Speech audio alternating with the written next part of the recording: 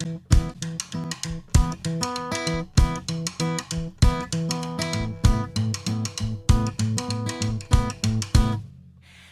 don't wanna get up, baby, let's turn off the phone. I'm Brandon Bush, and I'm the keyboard player in Sugarland's touring band. I'm Annie Clements. I play bass and I sing background vocals with Sugarland. I'm Thad Beatty, and I play guitar and sing in Sugarland. It's been a crazy summer. I mean, we've gone from releasing a record 3 weeks ago now, playing songs 4 weeks ago that nobody knew, and now we're playing songs 3 weeks later that 600,000 people have bought, purchased, listened to, and experienced, and they sing along. And to see that happen from North Dakota to Massachusetts in a few weeks, it's amazing. People ask us all the time, whether it's fans or family, whoever asks us, what it's like being in the middle of this. And it's simultaneously exhausting and overwhelming and exciting. It's easy to just kind of check out of reality, out here and just get into a groove, and it's great and it's so much fun. And then you kind of get nervous, especially after a 5-week long run, to go home and get back to it and go to the post office and get the giant plastic bin with all of your mail. When I look back, I don't know how I could do this again. I don't know how I could make all the decisions and opportunities and do this to end up here.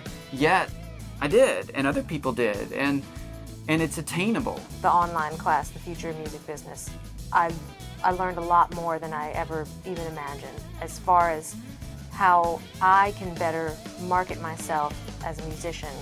It was extremely helpful and useful for me to just launch myself to another level. I've always done a lot of reading, so one thing that was different about the online courses from just going to Barnes & Noble and picking up a book on a bit of software or a program was the interaction, not only from other students but from the professors. And there's small little videos that may show you in detail. You actually get to see it happen. You get to follow along with the steps. That made a huge difference as far as the learning curve for me. So I've been able to take some of the classwork and put it directly into practice. The Ableton Live class, for instance, as soon as I finished the class, I just redid my rig, and I use it now live to trigger all my loops and my soft sense. And it was just a real seamless kind of transition for me, and I didn't have the confidence to go out and just start something new like that until I had really dug in. The class was great for that.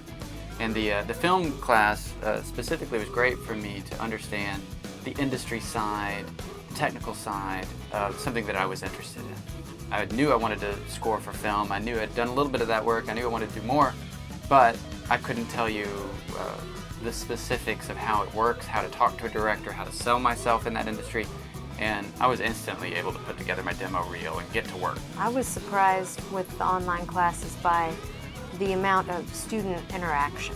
I was really excited about that. There were students in my class from Australia, from all over the world. So that was really interesting to me, and to get all of their perspectives and all their notes, and you can chat with everybody and work it all out. It was really cool. One of the things I discovered in taking the classes is that the technology exists now, and it's very affordable to make music, upload music, mix music, whatever you got to do, we can do it anywhere, and we do. And it's part of being on the road. You have to be adaptable like that. But I mean, we're on airplanes and in dressing rooms and in buses, and who knows where, cranking out, doing what we need to do.